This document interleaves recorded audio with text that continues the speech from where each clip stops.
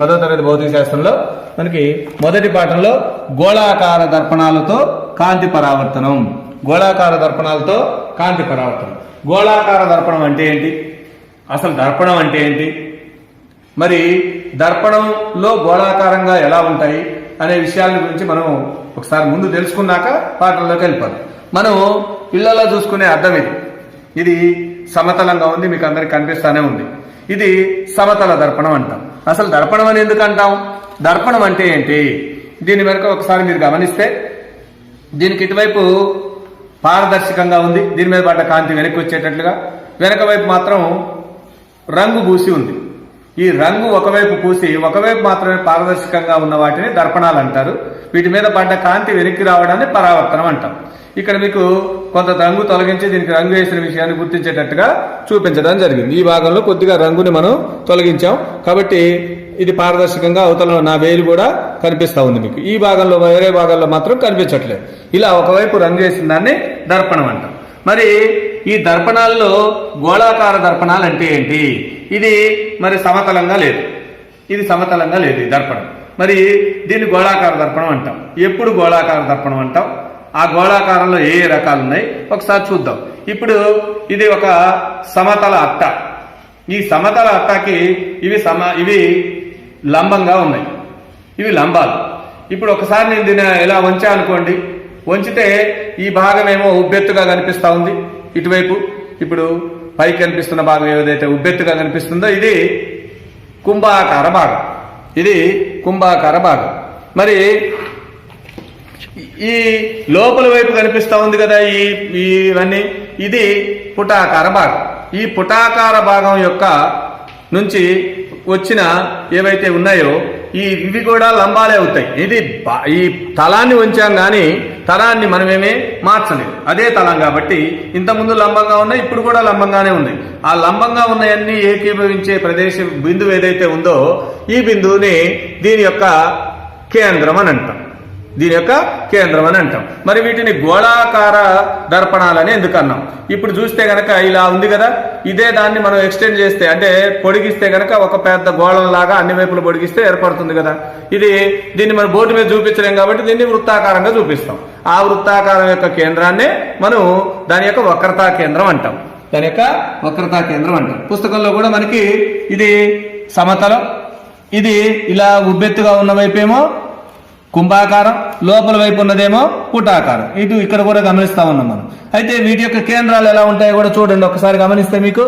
ఇది పుటాకారం, ఈ పుటాకారానికి ఇలా వచ్చిన లంబాలన్నీ ఎక్కడైతే ఖండించుకున్నాయో అది దీని యొక్క కేంద్రం.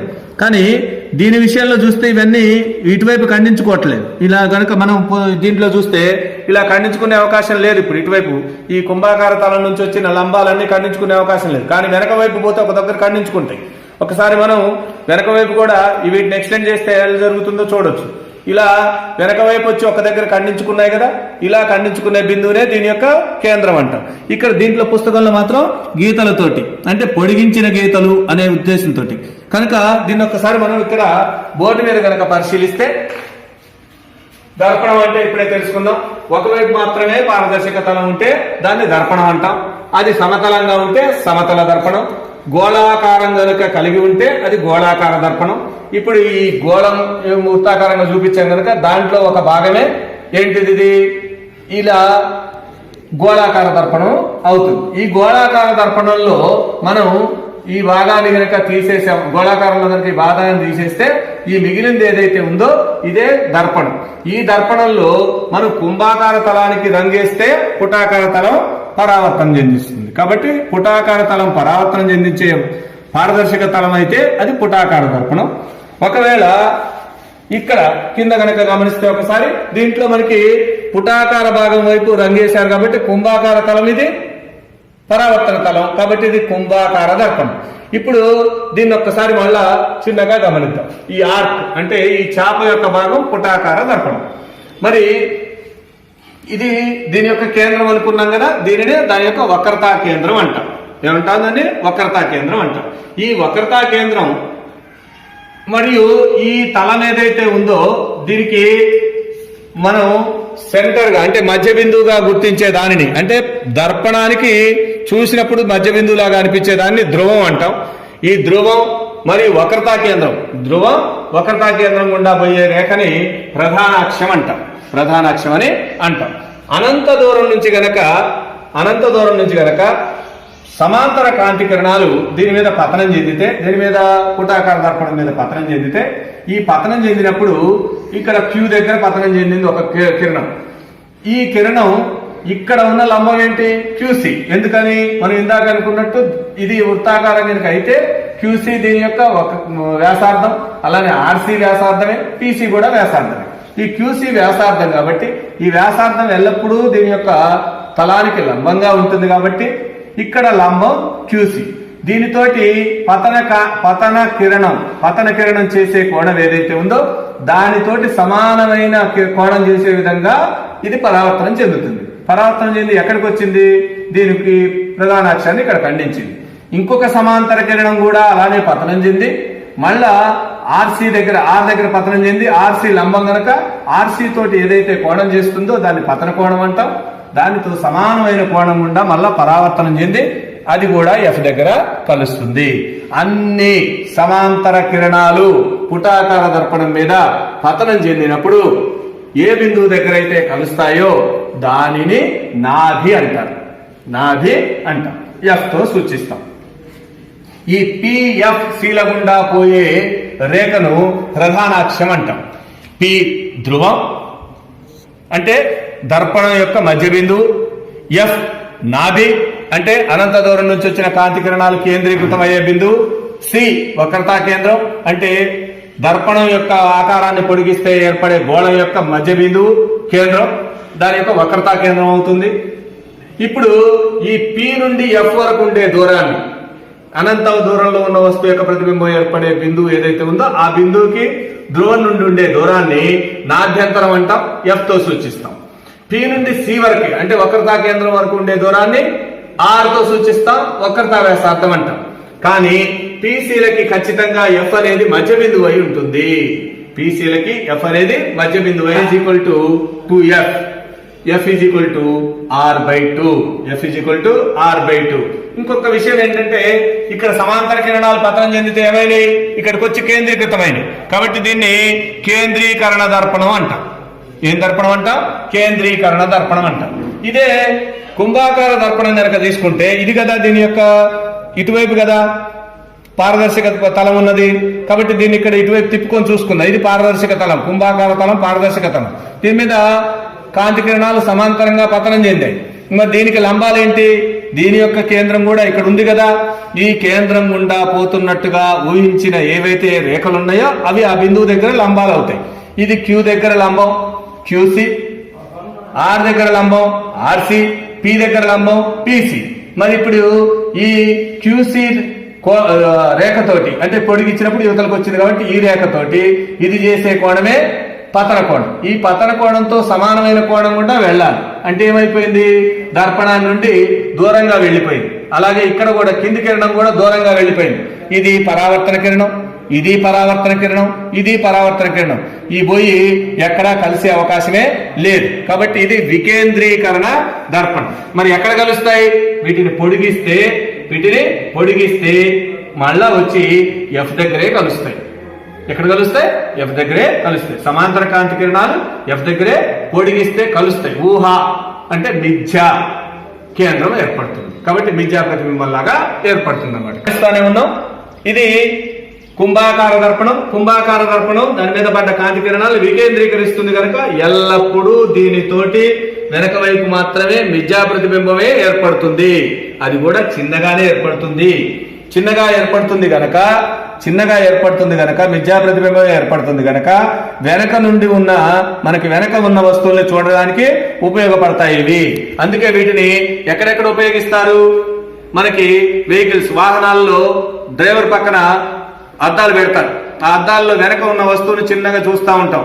ఆ వస్తువు మనకి ఎంత దూరాన్ని ఉన్నా కూడా అద్దంలోనే కనిపించాలి. అలా ఉపయోగించాలంటే కేవలం కుంభాకార దర్పణాలు మాత్రమే ఉపయోగిస్తాం. ఇప్పుడు మళ్ళా ఇక్కడికి వద్దాం. పుటాకార దర్పణంలో ప్రతిబింబం యొక్క స్థానాలు ఎలా గుర్తిస్తాం? ఇప్పుడు ఇది ఒక వస్తువు, ఇందాక అనంత దూరాన్ని చూసాం. ఇప్పుడు కొంత దగ్గరగా ఉండే వస్తువు n దగ్గర వస్తువు ఉంది. P అనేది ధ్రువం, F అనేది దాని యొక్క నాభి, C అనేది వక్రతా కేంద్రం. దానికంటే కొంత దూరంలో ఒక వస్తువు ఉంది. దీని నుండి వచ్చిన 2 కాంతి కిరణాలు పరిశీలిద్దాం. ఏంటంటే ఒకటేమో ఈ ప్రధాన అక్షానికి సమాంతరంగా వచ్చి Q దగ్గర పతనం చెందిన కాంతి కిరణం ఇలా వచ్చి పతనం చెందింది. కానీ Q దగ్గర లంబం ఏంటి? QC. ఈ QCకి ఇది ఎంత కోణం చేస్తుందో అంతే కోణం గుండా ఇది పరావర్తనం చెందాలి. పరావర్తనం చెందితే ఖచ్చితంగా ఎలా వెళ్తుంది? ఇందాక సమాంతర కాంతి కిరణాలన్నీ నాభి దగ్గరకు వచ్చి చేరే అన్నాం కదా, అలానే నాభి గుండా వెళ్తుంది. ఇంకా రెండో కాంతి కిరణం ఇలా నాభి నుండి వచ్చేదాన్ని ఒకదాన్ని పరిశీలిద్దాం. ఈ నాభి నుండి వచ్చే కాంతి కిరణం ఏదైతే ఉందో ఇక్కడ పతనం చెందినప్పుడు, అంటే ఎక్కడ R దగ్గర పతనం చెందినప్పుడు ఇక్కడ ఆ లంబం ఏంటి? RC.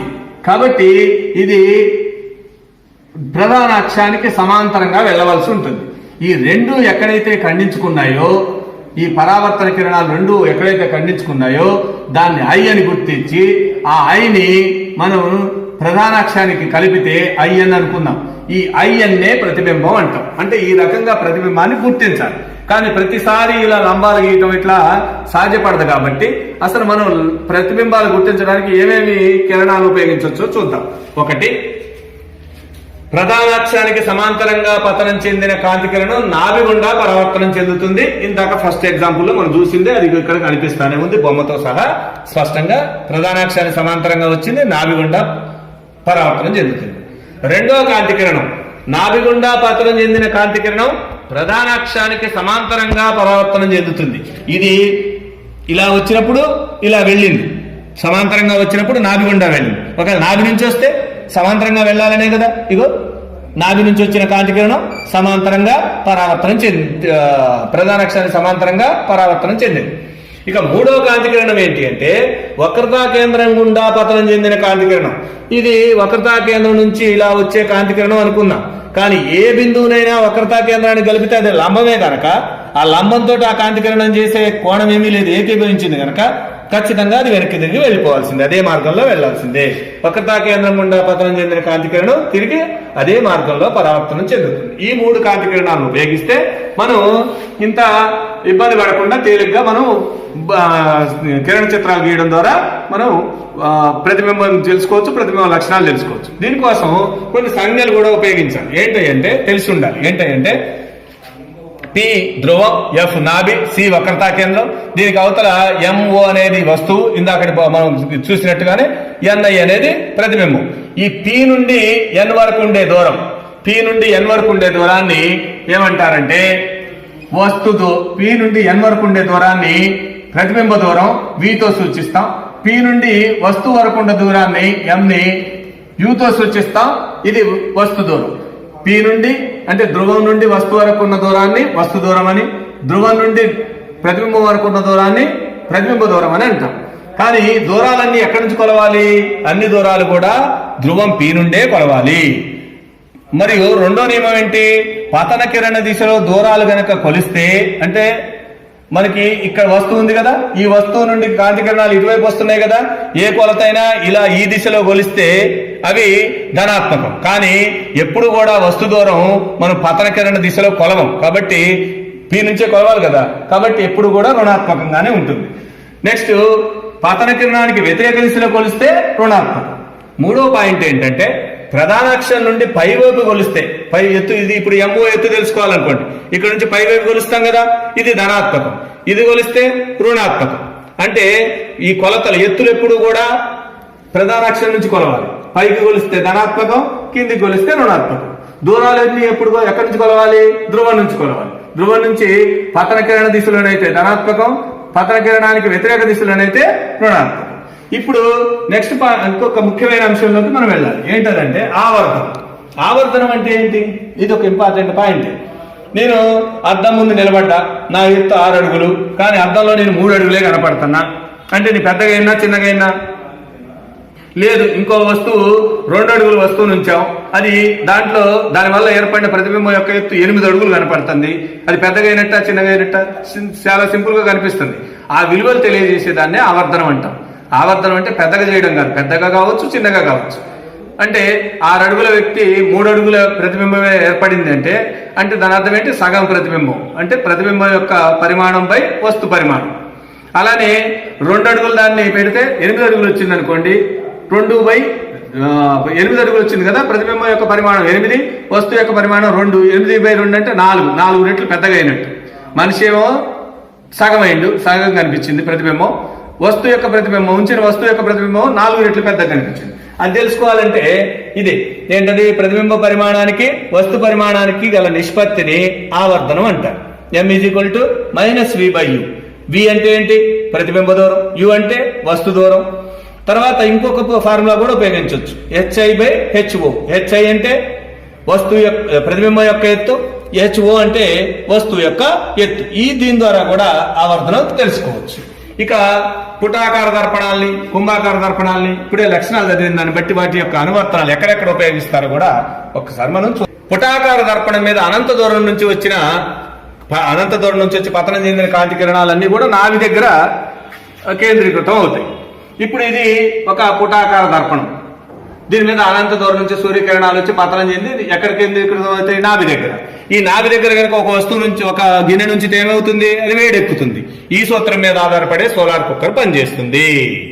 ఇలా కాబట్టి పుటాకార దర్పణాల అనువర్తనాల్లో మొదటిది ఏంటంటే సోలార్ కుక్కర్ లో ఉపయోగిస్తాం. రెండోది, దీని నుంచి నాభి నుంచి వచ్చిన కాంతి కిరణాలు సమాంతరంగా వెళ్తాయని మనకు తెలుసు కదా. కాబట్టి టార్చ్ లైట్లలో, హెడ్ లైట్లలో ఏవైతే బల్బుల నుంచి వచ్చిన కాంతి కిరణాలు ఉన్నాయో, దూరంగా ఉన్న వస్తువులు కూడా కనిపించాలంటే ఎలా ఉండాలి? అవి సమాంతరంగా వెళ్ళాలి. కాబట్టి టార్చ్ లైట్లలో, హెడ్ లైట్లలో బల్బు వెనకాల మనకి పుటాకార దర్పణాలు ఉపయోగిస్తాం. ఇక బల్బు కనిపిస్తా ఉంది. బల్బు చుట్టూ ఉన్న ఆకారం మొత్తం కూడా మనకి పుటాకారంగా కనిపిస్తా ఉంది. ఎప్పుడైతే బల్బు వెలుగుతుందో ఆ లైట్ మొత్తం కూడా సమాంతర కాంతి కిరణాలుగా మారి ముందుకు చాలా దూరం వరకే ప్రతిఫలిస్తాయి. ఈ పుటాకార దర్పణాలు ఏం చేస్తాయంటే, నెక్స్ట్ మనం దిగబోయే కిరణ చిత్రాలు తెలుస్తాయి. దగ్గరగా ఉన్న వస్తువుల యొక్క ప్రతిబింబాలని పెద్దగా దర్పణం లోపల చూపిస్తాయి. అందువల్ల దంత వైద్యులు కూడా నోటి లోపల భాగాల్ని పెద్దగా చూడటం కోసం వీటిని ఉపయోగిస్తారు. వీటితో పాటు అక్కడక్కడ అలంకరణలో కూడా వీటిని ఉపయోగిస్తారు. ఇక కుంభాకార దర్పణాల అనువర్తనాల కాడికి వస్తే, ఇందాక మనం చూసాం, ఏమనుకున్నాం? దర్పణం లోపల ఎల్లప్పుడూ చిన్న ప్రతిబింబం ఏర్పడాలంటే ఖచ్చితంగా కుంభాకార దర్పణం ఉపయోగించాలి. ఇవి వాహనాల్లో డ్రైవర్ పక్కనే ఉండేటట్లుగా మనం చాలా సార్లు చూస్తూ ఉంటాం. ఇప్పుడు ఈ బైక్ వెనకాల నేను నిలబడ్డా, కానీ మీకు ఆ అద్దంలో నాకు యొక్క ప్రతిబింబం కనిపిస్తా ఉంది. అంటే వెనక నుంచి వచ్చే వస్తువులు, వాహనాల యొక్క ప్రతిబింబాలు చూడటం కోసం మనం డ్రైవర్ పక్కన ఉంచే అద్దాలుగా ఈ కుంభాకార దర్పణాలని ఉపయోగిస్తాయి. రియర్ వ్యూ మిర్రర్లు అంటాం వాటిని. మరి అలానే ఇవి మనం గమనించాం ఇందాక. ఒక్కసారి చూస్తే ఏది, మనం ఈ కుంభాకారాన్ని కనుక గమనిస్తే దీని మీద కాంతి కిరణాలు ఇక్కడి నుంచి కూడా రావచ్చు, ఇటువైపు నుంచి కూడా రావచ్చు. అంటే వెడల్పు ఏరియా నుంచి రావచ్చు, మరియు చిన్నగా అద్దంలో చూడొచ్చు, అంటే కుంభాకార దర్పణంలో చూడొచ్చు. ఒక దగ్గర ఎక్కడైనా వంపు మార్గం ఉందనుకోండి, మనం ఆ వంపు మార్గంలో వెళ్తున్నప్పుడు అవతల వైపు నుండి వచ్చే వ్యక్తి కనపడడు, యాక్సిడెంట్ అయ్యే ప్రమాదాలు ఉన్నాయి. ప్రమాదానికి గురి కాకుండా ఉండాలి అంటే ఆ వంపు మార్గం దగ్గర కనుక మనకి కుంభాకార దర్పణాన్ని ఉంచితే అటువైపు నుంచి వచ్చే వ్యక్తి యొక్క ప్రతిబింబం మనకు అందులో కనిపిస్తుంది. చూసి జాగ్రత్త పడడానికి వీలు పడుతుంది. మీరు చాలా పెద్ద పెద్ద మాల్స్ లో కూడా ఇట్లాంటి వాటిని చూస్తూనే ఉంటారు. వంపు మార్గం ద్వారా లోపలికి వెళ్ళి పార్కింగ్ చేసేటప్పుడు అవతల నుంచి ఎదురేమన్నా వస్తున్నారేమో కనిపించడానికి. అలానే ఏటీఎంలో అద్దం పెట్టిండి భలేగా ఉందని చూసే ఉంటారు, కానీ ఎందుకు పెట్టిండో ఎప్పుడు గమనించి ఉండరు. మీరు అసలే డబ్బులు తీసుకోవడానికి వెళ్తారు కదా ఏటీఎంలో, వెనకున్న వ్యక్తి ఎవడైనా మీ చేతిలో ఉన్న డబ్బులు గుంజుకొని వెళ్ళొచ్చు, లేదా మీ ఏటీఎం పిన్ చూడొచ్చు. అటువంటి ప్రయత్నం ఎవరన్నా చేస్తున్నారా అనేది గమనించడం కోసం అక్కడ ఏటీఎంలలో కూడా ఈ కుంభాకార దర్పణాలు ఉపయోగిస్తారు. అలాగే అలంకరణలో ఉపయోగిస్తారు. సూచిక అద్దాలు అంటే ఏంటంటే దాని మీద పడ్డ కాంతిని వికేంద్రీకరిస్తాయి కనుక ఎక్కడైనా దూరంగా ఉన్న వాళ్ళకి కూడా కనిపించాలి అంటే, ఓడలు సముద్రంలో చాలా దూరంగా ఉండగానే ఇక్కడ ఒడ్డునున్న వాళ్ళకి ఓడ వస్తున్న విషయం తెలియాలి. అట్లాంటి సందర్భాల్లో కూడా వాటి పై భాగంలో ఈ కుంభాకార దర్పణాల్ని ఉంచినప్పుడు ప్రతిబింబం ఏర్పడటాన్ని, దాని యొక్క లక్షణాలు గుర్తించడం కోసం మనం కిరణ చిత్రాలు గీసే సందర్భాల్లో మనం ఉపయోగించే కాంతి కిరణాలు రెండు. ఒకటి ప్రధానాక్షానికి సమాంతరంగా వచ్చి నాభిగుండా వెళ్లే కాంతి కిరణం, ఇంకొకటి నాభిగుండా పతనం చెంది ప్రధాన అక్షానికి సమాంతరంగా వెళ్లే కాంతి కిరణం. ఇప్పుడు మొదటి సందర్భంలోకి వస్తే వస్తువు పుటాకార దర్పణం ముందు అనంత దూరంలో ఉంటే, అనంత దూరంలో ఉన్నప్పుడు కాంతి కిరణాలన్నీ సమాంతరంగా వస్తాయి, నాభి గుండా వెళ్తాయి. కాబట్టి నాభి వద్ద కేంద్రీకృతం అవుతున్నాయి. కాబట్టి ఇప్పుడు మనము దాని యొక్క వస్తు దూరమేమో ఎప్పుడు పి నుంచే కొలుస్తాము, ఆపోజిట్ టు ద ఏమంటాం పత్రకాంతి కనుక మైనస్ వస్తుంది. ఇప్పుడు అనంత దూరం కనుక minus infinity.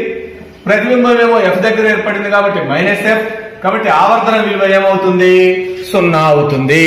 Minus F by infinity is equal to 0 అనగా బిందు పరిమాణ నిజ తలక్రిందులు ప్రతిబింబం నాభి ఎఫ్ వద్ద ఏర్పడుతుంది. ఇది మొదటి సందర్భం. ఇంతకుముందు మనం డిస్కస్ చేసిందే. దీన్ని మనం సోలార్ కుక్కర్ లో ఉపయోగిస్తామని కూడా తెలుసుకుందాం. రెండో సందర్భం చూస్తే అంటే వస్తువు కొంత దగ్గరకు వచ్చింది. ఎక్కడి వరకు వచ్చింది? అనంత దూరం నుండి సి కన్నా అవతల వరకే, ఇంకా సి దగ్గరికి రాలేదు. సి కన్నా అవతలనే ఉంది ఎం దగ్గర. ఎంఓ వస్తువు. దీని నుంచి సమాంతర కాంతి కిరణం పతనం చెంది ఎఫ్ గుండా వెళ్ళింది. అలానే ఎఫ్ గుండా వచ్చిన కాంతి కిరణం సమాంతరంగా వెళ్ళింది. ఇక్కడ ఐ దగ్గర కలుసుకుంది. ఐఎన్ అనేది ప్రతిబింబం. చూస్తే కనిపిస్తూనే ఉంది. వస్తువు పెద్దగా, ప్రతిబింబం చిన్నగా కనిపిస్తా ఉంది. ఇక్కడ వస్తు దూరం ఏదైతే ఉందో వక్రతా వ్యాసార్థం కన్నా ఎక్కువ, you is greater than or. F అనేది అంటే వస్తు దూరం, ప్రతిబింబ దూరం అనేది నాభ్యంతరం కన్నా ఎక్కువగా, వక్రతా వ్యాసార్థం కన్నా తక్కువగా ఉంది. కాబట్టి అంటే ఏంటన్నట్టు ఇక్కడ మనకి యు విలువ ఎక్కువ, వి విలువ తక్కువ. కాబట్టి దీని యొక్క వి బై యు విలువ 1 కన్నా తక్కువ ఉంటుంది, కానీ రుణ గుర్తు కలిగి ఉంటుంది. అంటే -2/3, -0.75 ఇట్లాంటి విలువలు వస్తే వస్తువేమో సికి అవతల, ప్రతిబింబమో ఎఫ్సీల మధ్యలో ఉంది అనుకుంటాం. తర్వాత ఇక్కడ మనకి కనిపిస్తూనే ఉంది చిన్నదైన నిజ తలక్రిందుల ప్రతిబింబం నాభి ఎఫ్, వక్రతా కేంద్రం సిల మధ్య ఏర్పడే విషయాన్ని మనం గమనించవచ్చు. ఇక మూడో సందర్భం గమనిస్తే వస్తువు పుటాకార దర్పణం యొక్క వక్రతా కేంద్రం వద్ద ఉంటే, అంటే సి దగ్గర ఉంది.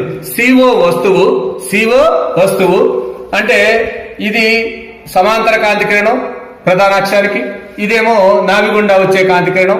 సమాంతర కాంతి కిరణం ఏమో నాభి గుండా వెళ్ళింది. నాభి గుండా వచ్చిన కాంతి కిరణం ఏమో ప్రధాన అక్షానికి సమాంతరంగా వెళ్ళింది. గమనిస్తే ఇవి వక్రతా కేంద్రం కింద దానికి లంబంగా కింద బిందువు ఐ వద్ద ఖండించుకున్నాయి. ఐసి అనేది ఇప్పుడు ప్రతిబింబం. గమనిస్తే ప్రతిబింబం యొక్క పరిమాణం, వస్తు పరిమాణం సమానంగా ఒకే దగ్గర ఉన్నాయి. ఇది కేవలం ఈ సందర్భంలోనే, అంటే వస్తువు వక్రతా కేంద్రం వద్ద ఉన్నప్పుడు మాత్రమే సాధ్యమవుతుంది. ఇక్కడ యు -RA, బి కూడా -RA. కాబట్టి ఎం విలువ ఏమవుతుంది? -1 అవుతుంది. 1 అంటే వస్తువు మరియు ప్రతిబింబం ఒకే పరిమాణంలో ఉన్నాయని, మైనస్ అంటే తలకిందులుగా ప్రతిబింబం ఏర్పడిందని. అందువల్ల వస్తు పరిమాణంతో సమానమైన పరిమాణం గల నిజ తలకిందులు ప్రతిబింబం సి వద్దనే ఏర్పడుతుంది. నాలుగో సందర్భంగా గమనిస్తే అంటే ఇంకా వస్తువు సి కన్నా దగ్గరగా వచ్చింది. సి కన్నా దగ్గరగా వచ్చినప్పుడు ఎక్కడ ఉన్నట్టు? ఎఫ్సీల మధ్యలో, నాభికి వక్రతా కేంద్రానికి మధ్యలో వస్తువు ఉన్నప్పుడు ఇది సమాంతర కాంతి కిరణం. ఈ సమాంతర కాంతి కిరణం ఎఫ్ గుండా పరావర్తనం చెందింది. అలానే ఎఫ్ గుండా వచ్చిన కాంతి కిరణం సమాంతరంగా పరావర్తనం చెందింది. ఈ రెండు ఎక్కడ పోయి కలుసుకున్నాయి? సి కన్నా అవతల పోయి కలుసుకున్నాయి. సికి అవతల పోయి కలుసుకోవడం వల్ల ఏమవుతుంది?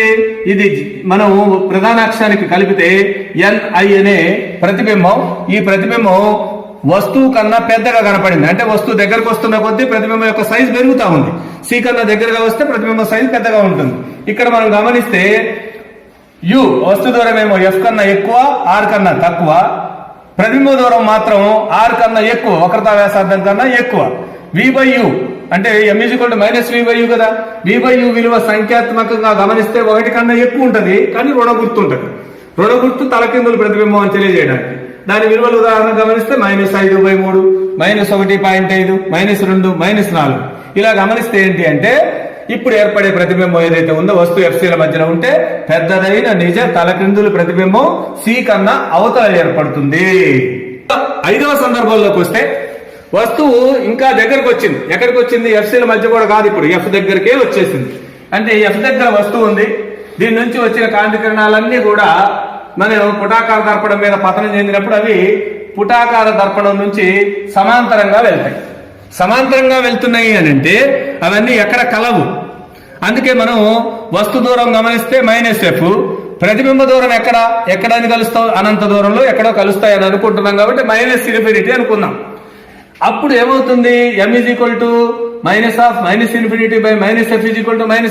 అంటే ప్రతిబింబం అనంత పరిమాణంలో ఉంది, అంటే అనంత దూరంలో అనంత పరిమాణంలో. వాస్తవానికి ఈ సమాంతర కాంతి కిరణాలు అటువైపు ఇటువైపు కలుసుకోవు కాబట్టి ప్రతిబింబం ఏర్పడదని చెప్పొచ్చు.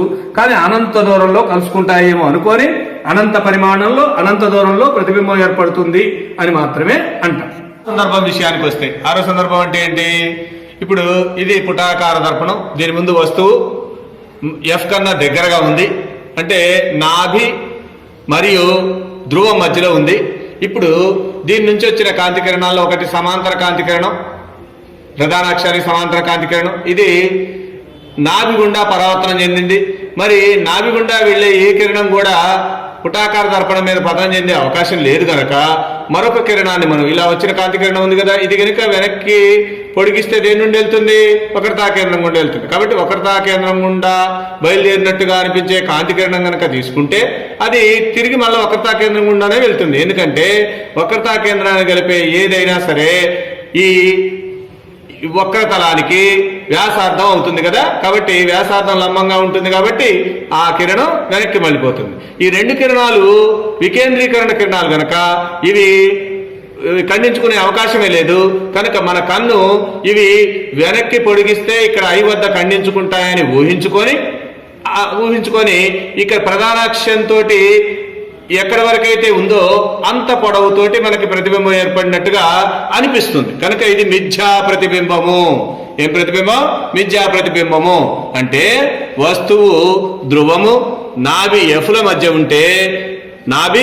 Fల మధ్య ఉంటే అప్పుడు ప్రతిబింబం మిథ్యా ప్రతిబింబం, అంటే పెద్దదైన మిథ్యా నిటారు ప్రతిబింబం దర్పణంలో ఏర్పడుతుంది, దర్పణం లోపల ఏర్పడుతుంది. ఇక్కడ ఒక విషయం గుర్తుపెట్టుకోవాలి, ఏంటంటే వస్తువేమో ఇటువైపు ఉంది, అంటే మనం పతన కాంతికి వ్యతిరేక దిశలో కొలుస్తున్నాం కాబట్టి U అనేది మైనసే, కానీ ప్రతిబింబం ఇటువైపు ఏర్పడుతుంది, అంటే దర్పణం లోపల వైపు ఏర్పడుతుంది, అంటే పతన కాంతి దిశలో ఏర్పడుతుంది. కనుక V ఇక్కడ ప్లస్ అవుతుంది, V ప్లస్ అవుతుంది. కానీ ఆవర్తనం యొక్క సూత్రం ఏంటి? M -v/u. ఒకటి ప్లస్ ఇంకోటి మైనస్, ఆల్రెడీ ముందు మైనస్ గుర్తుంది, మైనస్ ఇంటూ మైనస్ ప్లస్, కాబట్టి M విలువ ప్లస్ అవుతుంది. అంటే ఆవర్తన విలువ ధనాత్మకంగా ఉంది అంటే అది మిథ్యా ప్రతిబింబం ఏర్పడినట్టు లెక్క. మనకు పరీక్షల్లో అడుగుతారు ఏమని అంటే, నీ యొక్క ప్రతిబింబం చూసుకోవాలంటే పుటాకార దర్పణం ముందు మరి దాని యొక్క నాభ్యంతరం 50 సెంటీమీటర్లు అయితే నువ్వు ఎక్కడ నిలబడితే నేను చూసుకోలేస్తావు అని ప్రశ్న వచ్చింది. సింపుల్ ఏంటంటే నాభ్యంతరం కంటే దగ్గర దూరంలో నిలబడాలి కదా, కాబట్టి 50 సెంటీమీటర్ల కన్నా దగ్గరగా నిలబడితే మన ప్రతిబింబం మనకు కనిపిస్తుందని తెలుసుకోవాలి. ఒకవేళ వక్రతా వ్యాసార్థం ఇచ్చాడు, 2 మీటర్ల వక్రతా వ్యాసార్థం గల పుటాకార దర్పణం ముందు నువ్వు ఎక్కడ నిలబడితే నీ యొక్క ప్రతిబింబం చూసుకోగలవు. సింపుల్ ఏంటది? వక్రతా వ్యాసార్థం 100 సెంటీమీటర్ 2 మీటర్లు అంటే ఖచ్చితంగా నాభ్యంతరం 1 మీటర్, అందులో సగం కాబట్టి, అంటే 1 మీటర్ కన్నా దగ్గరగా ఉంటే మన యొక్క ప్రతిబింబాన్ని 2 మీటర్ల వక్రతా వ్యాసార్థం కలిగిన పుటాకార దర్పణంలో చూసుకోగలము. మనం చర్చించినట్టుగా అనంత దూరంలో ఉన్న వస్తువు యొక్క, అంటే బాగా దూరంగా ఉన్న వస్తువు యొక్క ప్రతిబింబం అని అనుకుంటాం. ఇప్పుడు ఏ కిటికీలోంచి చెట్ల యొక్క ప్రతిబింబాలు ఎంత దూరంలో ఏర్పడతాయో ఈ పుటాకార దర్పణంతో ఎంత దూరంలో ఏర్పడతాయో చూద్దాం. ఇక స్పష్టమైన ప్రతిబింబం ముందుకు వస్తే మంచిగా లేదు, వెనక్కి పోయినా మంచిగా లేదు. ఇది ఇక్కడ మాత్రం ప్రతిబింబం మంచిగా వచ్చింది. ఇది 15 సెంటీమీటర్ల దూరంలో ఏర్పడింది, అంటే ఇది నాభి యొక్క స్థానం, మరి ఈ దూరం నాభ్యంతరం 15 సెంటీమీటర్లు అనేది ఇక్కడ తీసుకున్న పుటాకార దర్పణం యొక్క నాభ్యంతరం. మరి వస్తువు ఎక్కడ? చాలా అనంత దూరంలో ఉంది కాబట్టి ఇప్పుడు మనం ఆ వస్తువుని ఇక్కడ తీసుకురాలేం కాబట్టి ఇప్పుడు ఇది నాభి 15 సెంటీమీటర్లు 30 సెంటీమీటర్ల దూరంలో వక్రతా కేంద్రం ఉంది. ఈ వక్రతా కేంద్రం కంటే దూరంగా ఒక 50 సెంటీమీటర్ల దూరంలో ఒక వస్తువు నుంచి దాని యొక్క ప్రతిబింబం ఎక్కడ వస్తుందో చూద్దాం. ఇక్కడ వస్తుంది కానీ స్పష్టంగా లేదు, ఇక్కడ కూడా వస్తుంది కానీ బాగలేదు. ఈ ప్రతిబింబం ఎక్కడ స్పష్టంగా వస్తుందో చూద్దాం. చూసాం, చాలా చక్కగా ప్రతిబింబం కనిపిస్తుంది. సుమారుగా 20 సెంటీమీటర్ల దూరంలో చక్కటి ప్రతిబింబం చిన్నగా ఏర్పడింది. ఇక దీని మీద చూపిస్తే మీకు స్పష్టంగా కనిపిస్తా ఉంది. చాలా చిన్న ప్రతిబింబం. మనం అనుకున్నాం కదా, సి కవతలు ఉన్నప్పుడు చిన్నదైన తలక్రిందులు నిజ ప్రతిబింబం ఎక్కడ ఏర్పడుతుంది? FCల మధ్యలో ఏర్పడింది. ఓకే, ఇంకా మూడో సందర్భాన్ని ఏంటది, వస్తువు ఎఫ్ దగ్గర సి దగ్గర ఉంటే ఇప్పుడు కూడా ప్రతిబింబాన్ని మనం పట్టుకునే ప్రయత్నం చేద్దాం. ఇప్పుడు ప్రతిబింబం ముందుకు వస్తే స్పష్టంగా లేదు, వెనక్కి పోయినా స్పష్టంగా లేదు. ఇక్కడికి వస్తే మనకి ఆ ఫ్లేమ్ ఎంత ఉందో అదే సైజులో చక్కటి ప్రతిబింబం వస్తుంది. అంటే సి దగ్గర ఉంటే ప్రతిబింబం సి దగ్గరే వస్తుంది. ఇక ఇంకో కొంచెం దగ్గర తీసుకొద్దాం. ఇప్పుడు ప్రతిబింబం ఎక్కడ వస్తుందో చూద్దాం. చూడండి, ప్రతిబింబం యొక్క పరిమాణం పెరిగింది, ప్రతిబింబం యొక్క పరిమాణం పెరిగింది, సి కన్నా అవతల ఏర్పడింది. అంటే వస్తువు ఎఫ్సీల మధ్యలో ఉంటే ప్రతిబింబం సికి అవతల పెద్దగా తలకిందులుగా ఏర్పడింది. ఇప్పుడు ఎఫ్ దగ్గర ఉంటే ప్రతిబింబం మనకి దొరకదు, ప్రతిబింబం మనకి దొరకదు. ఇక లాస్ట్ సందర్భం ఏంటి, వస్తువు ఎఫ్ కన్నా దగ్గరగా ఉంటే, ఎఫ్ కన్నా దగ్గరగా ఉంటే వస్తువు ఎఫ్ కన్నా దగ్గరగా ఉంది. చూస్తే మనకి దర్పణం లోపల పెద్దదైన నిటారు ప్రతిబింబం, నిటారు పెద్దదైన మిథ్యా ప్రతిబింబం, వెనక ఏమి స్క్రీన్ లేదు, మిథ్యా ప్రతిబింబం ఏర్పడుతుంది. ఇది చివరి సందర్భం. లెక్కలు కూడా వస్తా ఉన్నాయి. ప్రధానంగా ఈ లెక్కలన్నీ కూడా దర్పణ సూత్రం మీద ఆధారపడి ఉంటాయి. ఈ దర్పణ సూత్రాన్ని మనము ఉత్పాదించడానికి సమయం లేదు కనుక చెబుతున్నా నేను. 1/f = 1/v + 1/u. దీంట్లో లెక్కలు ఎలా చేయాలి? ఉదాహరణకి 10 సెంటీమీటర్ల నాభ్యంతరం గల పుటాకార దర్పణం ముందు 2 సెంటీమీటర్ల వస్తువు, 2 సెంటీమీటర్ల వస్తువు అంటే 2 సెంటీమీటర్ల ఎత్తుగల వస్తువు 30 సెంటీమీటర్ల దూరంలో ఉంటే ప్రతిబింబ దూరం మరియు ఆవర్ధనం రెండింటినీ లెక్కించండి. ఇది లెక్క. ఇప్పుడు దీనికి మనం గుర్తిస్తే ఇక్కడ నాభ్యంతరం 10 సెంటీమీటర్లు కదా, ఇక్కడ బొమ్మ తీసుకున్నాం 10 సెంటీమీటర్ల నాభ్యంతరం. ఆటోమేటిక్గా 20 సెంటీమీటర్ల దూరంలో మనకి వక్రతా కేంద్రం ఉంటుంది. 30 సెంటీమీటర్ల దూరంలో వస్తువు ఉందంటే ఏంటి, వక్రతా కేంద్రం అవతల ఉంది. అంటే ఇప్పుడు మనం F -10 సెంటీమీటర్లు, U -30 సెంటీమీటర్లు, 1/f = 1/v + 1/u. 1/v ని అలాగే ఉంచి 1/u ని తీసుకొస్తే మైనస్ అవుతుంది కాబట్టి 1/-10 - 1/-30 దట్ ఈజ్ ఈక్వల్ టు 30 కాసాగు తీసుకొని -3 + 1/30 దట్ ఈజ్ ఈక్వల్ టు -2/30 అంటే క్యాన్సిలేషన్ చేస్తే -1/50. దేని విలువ ఇది? 1/v విలువ. కాబట్టి v = -15 సెంటీమీటర్లు. కానీ ఇది ప్రతిబింబ దూరం వచ్చింది, కానీ ఇంకా ఆవర్తనం కూడా అడిగాడు. ఆవర్తన సూత్రం ఏంటి? m - v/u మైనస్ ఆఫ్ ప్రతిబింబ దూరం -15 సెంటీమీటర్లు, వస్తు దూరం -30 సెంటీమీటర్లు కనుక -1/2 అంటే చిన్నదైన ప్రతిబింబం ఏర్పడుతుంది. ప్రతిబింబ పరిమాణం ఎలా తెలుస్తుంది? ఇందాక దానికి వస్తువు ఎత్తు 2 సెంటీమీటర్లు అన్నారు, మరి ఆవర్తనం -1/2 పెట్టి గుణిస్తే